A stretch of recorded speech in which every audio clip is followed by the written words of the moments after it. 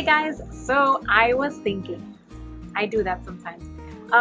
With this pandemic, our family is looking for ways to get out of the house and be active and spend some quality time together.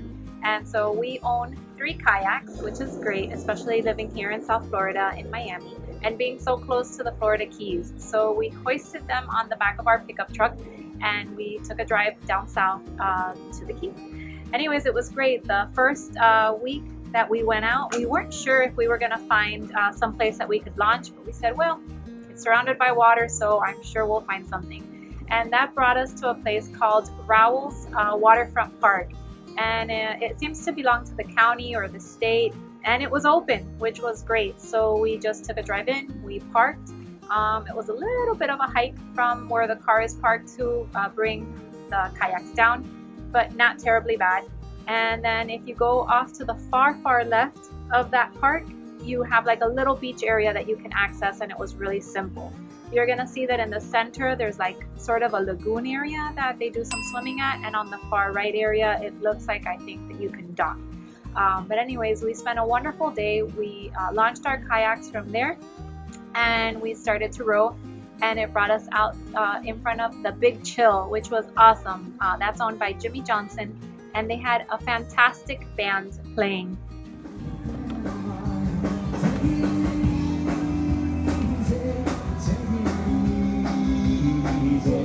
And we ended up going to see them several weeks in a row, and we had a lot of fun.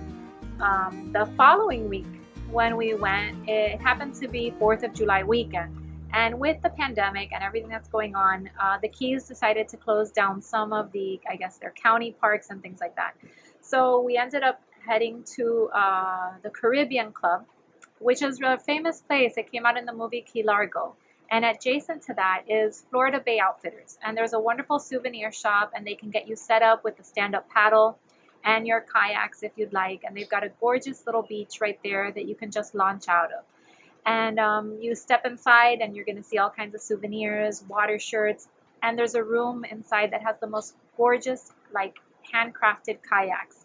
It's like, I don't know, it's really like a guy's dream to walk in there and to see all of that. They're like works of art. At any rate, there was no charge. Could you imagine that? We could just park there and launch our kayaks for free, and we thought that was so gracious of the owners. So we wanted to make sure to give them a big plug and make sure if we could get them some business, that would be great.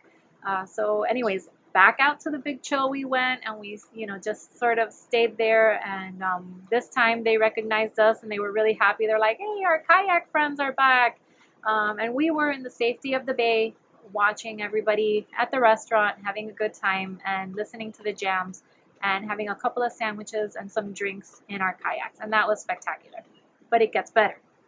We even had a manatee sighting, and that was amazing because the manatee was coming in. The guys over from the restaurant were signaling to us and telling us, it's like, look what's coming. And you just saw this wonderful shadow in the ocean, and under the kayak it came, and there they went, 2 by 2. It was a pair of them.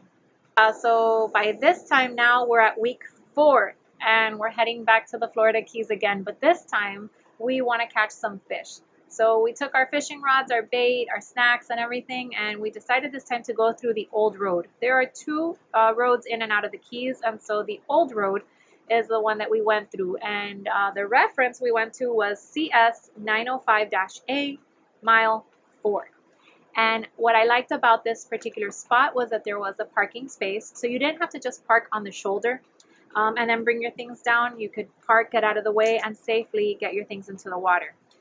You could access the water from there, but the area that you do that on, it's all covered in cement, but it's very bumpy. So you definitely want to make sure that you watch your footing as you do that.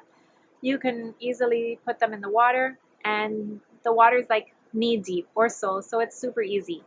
What's great is you're already in the mangrove areas, and then there's the big bridge that is right around the bend.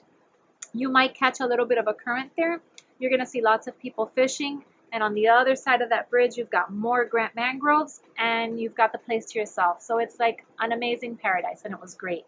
I will tell you that we did get a visit from what department was that? It was one of the wildlife departments, And basically what they do is make sure that the fish you're catching, because you are in the mangroves, that you're not catching things that are too small. In the mangroves, that is where a lot of the smaller fish end up hanging out.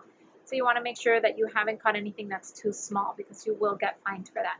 And we want to make sure that when you're in town and fishing, that you're having a good time.